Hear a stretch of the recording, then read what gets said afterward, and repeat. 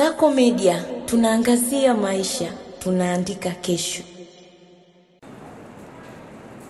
Tunao wajibu kwa kuwa tumesimama katika zamu hii kuhakikisha kwamba lishe hiyo hasa kwa watoto wachanga inaboreshwa na mikakati inawekwa kutoa elimu ili kila mmoja asiweze kuwa na lishe ambayo ni duni.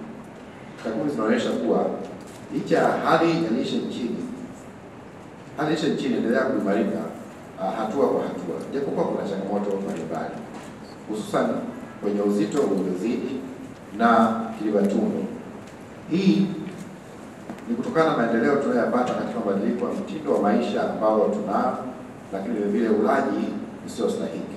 Hali hii inapelekea kuwa na magonjwa sugu yasiyo ya kuambukiza katika jamii, na hivyo basi vile vile kupoteza lishe hasa kwa watu wazima.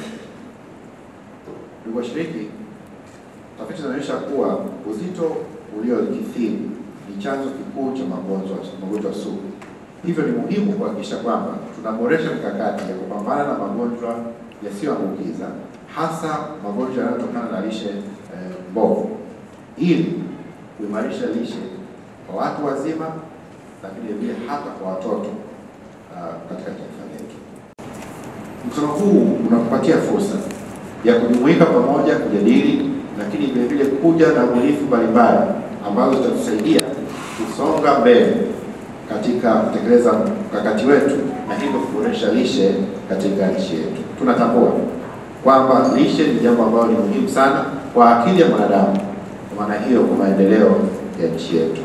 Kwa hiyo mkutano huu unatazamiwa kuongeza msukumo mpya wa utekelezaji wa afua za lishe miongoni mwa wadau, kama ambavyo tumeendelea kufanya na kama ambavyo tunaamini kwamba ni nguzo muhimu kwa ajili ya uchumi na maendeleo ya taifa letu. Uwepo wenu hapa ni uthibitisho ya kwamba wote sisi tuna nia na dhamiri imara kabisa katika kuhakikisha kwamba lishe inaboreshwa nchini kwetu, Watanzania wanakuwa na lishe iliyo bora ili waweze kushindana kimataifa, na hivyo kuhakikisha kwamba nchi yetu inakuwa na maendeleo endelevu.